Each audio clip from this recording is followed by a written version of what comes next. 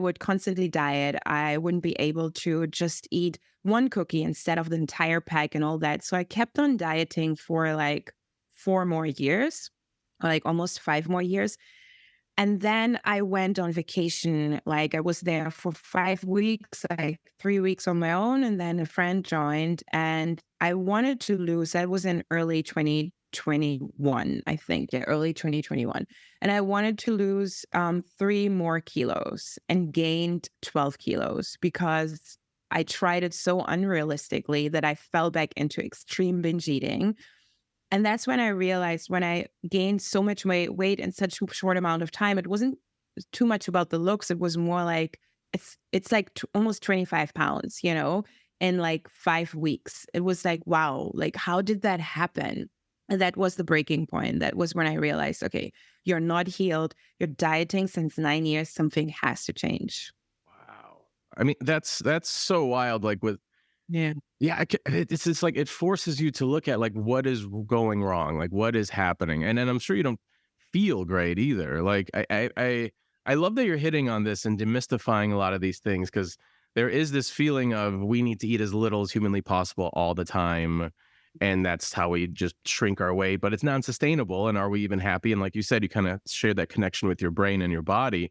So like, what were kind of the chains you had to break and misconceptions to have work for you? Because I see your content and you're like, you know what? There's a piece of chocolate, eat the chocolate, like constantly hindering yourself. But people may say, well, I'm not supposed to. Well, I'm supposed to like what I'm just because I'm hungry doesn't mean I should eat whatever. So like, what were the common misconceptions that you see that you had to demystify that ended up working for you, I guess?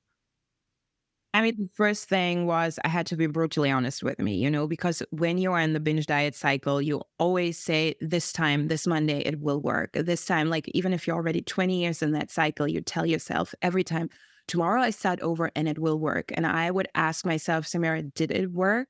No. And when it worked, were it sustainable, like I've reached my former goal weight many times, but since I had no idea how to eat, obviously it's like if you don't know how to walk and you run like and you make it on, I don't know, you're on a race and you run, but you can't win because actually you don't even know how to walk. You might be running for a little bit, but then you fall. And that was the same with eating. So that was the first thing I had to be brutally honest with me and ditch dieting, which was really hard because I gained 12 kilos. I felt like also physically uncomfortable. Yeah. But a huge misconception, to share another, or not analogy, but another fact, basically, is that we have like diet culture taught us that we like need control to not overeat. Complete BS. Because since you were an infant, when you were an infant, you would scream when you were hungry and your mom fed you and then you stopped when you were full. So you have it in you intuitively. Like back then, you didn't have an app, you didn't have Fitness Pal or some fitness influencer telling you don't eat this, or you weren't on a diet or like a little baby, and then, oh, it's 6 p.m. I can eat now. No. Your body told you when you were hungry and your body told you when you had enough. And that's basically what we have to remember, that we have it intuitively and that we have to trust our bodies, and that we can build that trustworthy relationship with our bodies. And same with a romantic relationship.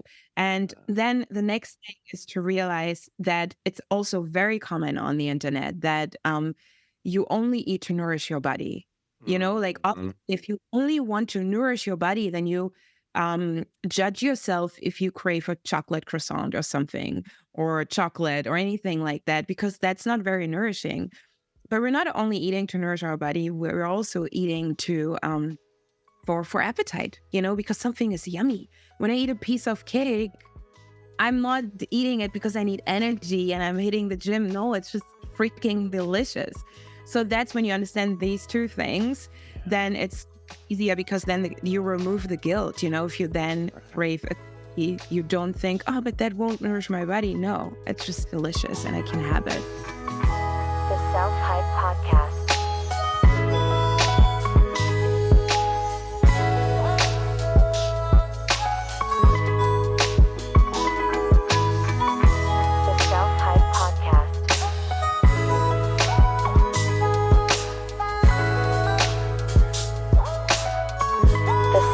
Hype Podcast.